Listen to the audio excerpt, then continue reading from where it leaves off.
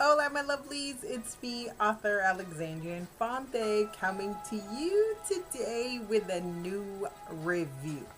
So, now tonight's review, or this evening's, I should say, by author Azaaa Davis. I believe that's how you pronounce her name. She is a paranormal romance author. Now, before we get started, as always, we would like to thank Ben Sound for his musical compilations, sorry, that are throughout the channel and throughout each of the videos that we do here at Latina Romance Books.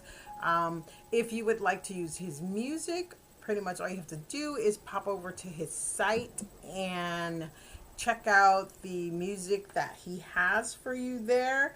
Basically, it is free, royalty free music, and you can either use the totally free, which is what we use here, or you can use the free, royalty free, which basically means that you pay for it and you get to keep it for yourself, but you don't have to actually do the shout out, which is what I'm doing right now.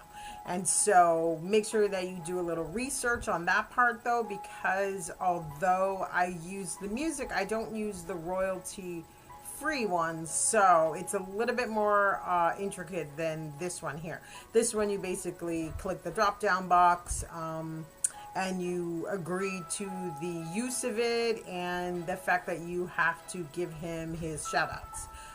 So yeah, just make sure you go over there and research it on your own. And so now tonight's book is called This Time, Nadira Holden, Demon Hunter. And it's, like I said, by author Azaaa, I believe that's how you pronounce it, Davis.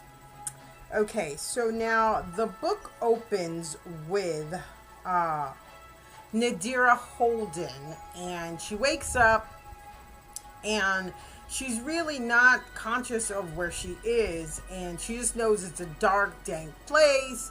And so she starts to panic a little, because she's like, okay, where am I don't remember last night, I don't remember how I got here. And so she starts to panic, and she starts to, like, feel around her. Okay, and so as she's doing all of this, she's having her own her little mental, conversations with herself. And then she realizes that, like, everything around her is padded.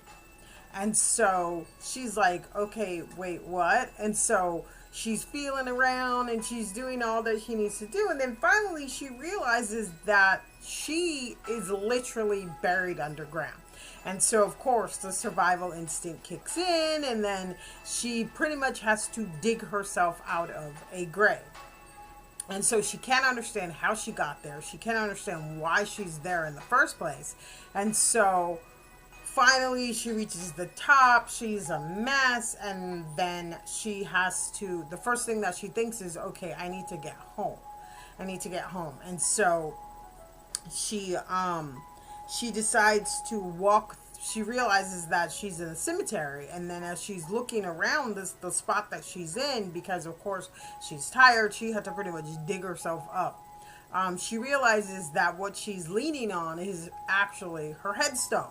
And so that freaks her out, of course. And then, but the simple fact that she works for an agency that's called the Children of Orion. And so she is a demon hunter, and she spent her entire life training to be a demon hunter from childhood on up. And now when she was a kid, she was often sick, and so she didn't get to do everything that everyone else did, or if she did, she had to work like 150% more to be able to do, and be the best hunter that she could be. And then her father actually ran this program. So the friends that, would befriend her, they always thought it was because she would get some kind of perks because her father ran this place. But when in actuality, he was worse on her than he was on them, because with her being sick and her being his child, basically, he wanted her to be the best of her ability. And so they kind of had like this tumultuous relationship, because basically what she did was never good enough for him. And so she realizes that she was buried, and so she's pissed off because she thinks that the enemy like attacked her and they grabbed her and they buried her, basically the demons, to get rid of her. And so she's upset because she thinks like her dad's gonna be freaking out. She got caught by the enemy. How long has she been gone? All of these kind of things are like going through her head as she's making her way through a cemetery. And then she sees these two guys in the cemetery, and so she takes a look, and it looks like they're like being intimate. So she pretty much says, okay, that's their business. They want to get their freak on in the cemetery. That's them. I'm just going to keep on walking.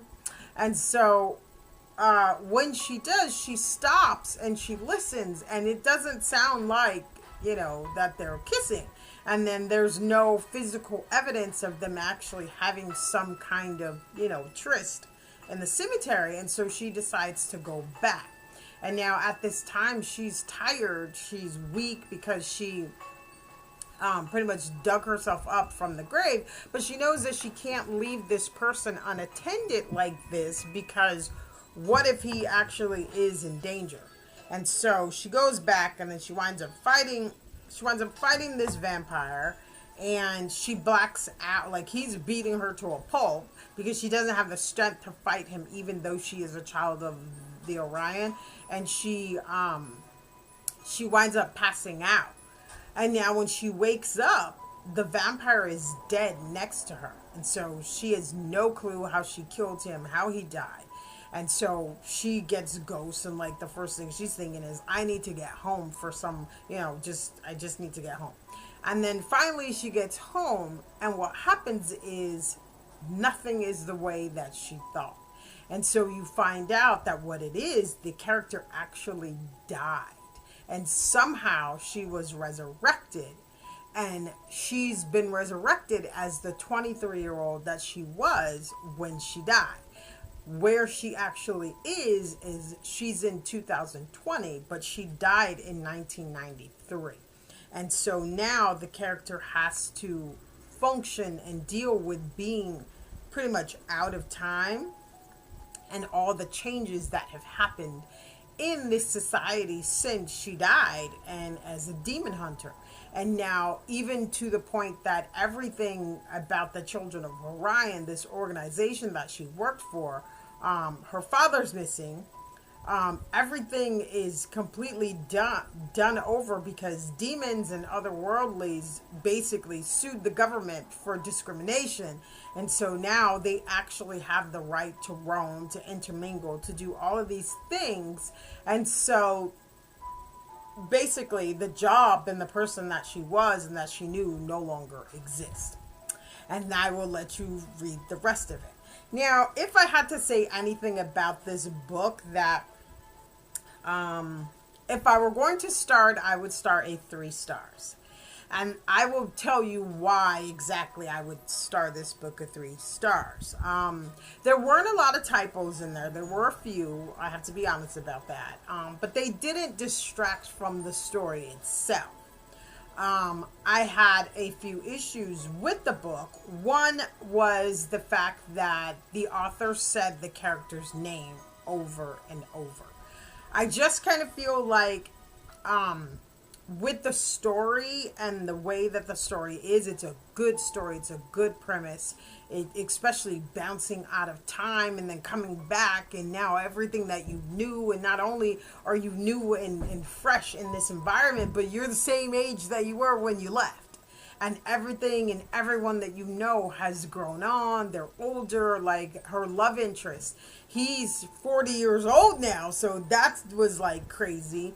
But I had an issue with the fact that she didn't use any pronouns where the character was concerned. She always named her. And so I felt like that's going to get very repetitious very quickly. It did for me, to the point where I was like, okay, I know who she is.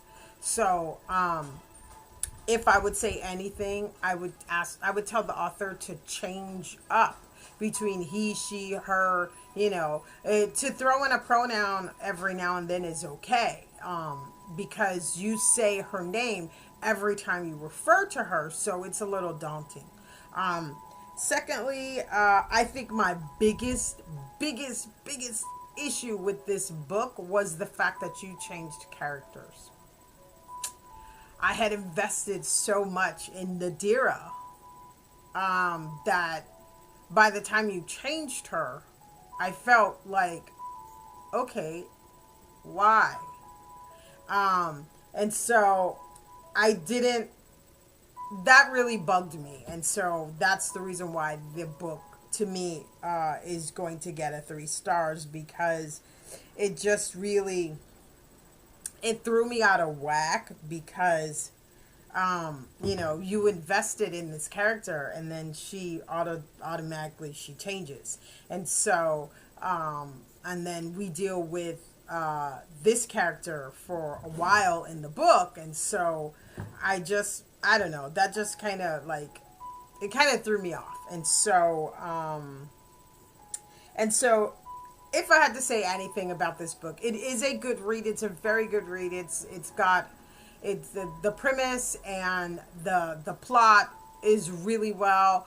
It's just that I had an issue with the character change. And so if I were to start this, like I said, I would start at 3 stars. And once again, the book is called This Time Nadira Holden, Demon Hunter, and it's by author Azaaa Davis. So make sure you guys go out here and check out this book. I think it's a good read for you. So tomorrow we will be doing our the difference between erotic romance and erotica, because I actually got some messages on that, and so I really want to clarify. And there's a lot of amazing authors out there who write erotic romance, and so I will be featuring some of them as well. And then on Thursday we will do another review, and then Friday we will do book chat. And so I will see you guys tomorrow with a new book chat, and then on Thursday with a new review. And so thanks, benches. Peace. Be safe out there. Wear your mask and just exist happily. Bunches, thanks. Love you. Bye.